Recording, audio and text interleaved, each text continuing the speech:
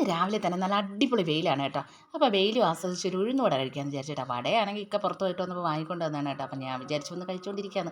അങ്ങനെ കഴിച്ച് വെയിലൊക്കെ കണ്ട് ആസ്വദിച്ചതിന് ശേഷം കാപ്പിയും കുടിച്ച് ഞാൻ എന്താ മീനിറക്കാനുള്ള പരിപാടിയിലോട്ടാണ്. അപ്പോൾ കണ്ണൻ കൊഴിയാളെയാണ് നമുക്ക് കിട്ടിയിട്ടുള്ളത് കേട്ടോ. കണ്ണ് ചുമന്നവന്മാരും ഉണ്ട്, ചുമക്കാത്തവന്മാരും ഉണ്ട്. അങ്ങനെ ഞാൻ 2 മീനിനെ എടുത്ത് അരിഞ്ഞ് വറുക്കാനായിട്ട് മാറ്റി. ബാക്കി കറിക്കും എടുത്തിട്ടുണ്ട്. ആദിലിന് വറുത്ത മീനും വേണ്ട കേട്ടോ. കൊഴിയാളെ അയലയൊന്നും ആ കൊച്ചിപ്പോൾ കഴിക്കത്തേ ഇല്ല. അതുകൊണ്ട് തന്നെ പിന്നെ ഞങ്ങൾക്ക് 2 പേർക്ക് മാത്രമായി വറുത്ത മീൻ.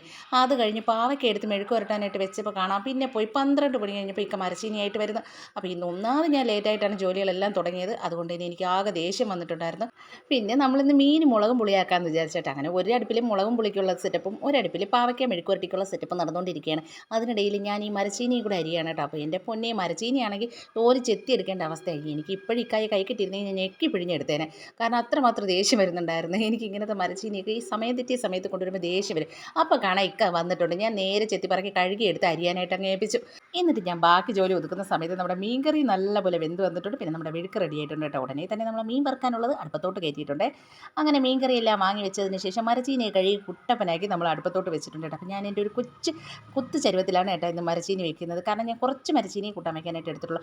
എൻ്റെ പൊന്നെ അതാണെങ്കിൽ വേഗാത്തൊരു സംഭവമായിരുന്നു കേട്ടോ. കുത്തി ഞെരുക്കി ഇടിച്ച് ഒതുക്കിയാണ് എടുത്തത്. കാരണം ഇക്കാക്ക് പല്ലിൻ്റെ പ്രോബ്ലം ഉള്ളതുകൊണ്ട് തന്നെ നല്ലോണം എന്തിലേക്ക് ഇക്കാക്ക് കഴിക്കാൻ പറ്റത്തില്ല കേട്ടോ. അങ്ങനെ പിന്നെ നമ്മൾ ചോറും കറികളൊക്കെ എടുത്ത് വെച്ച് കഴിക്കാൻ പോവാണ്.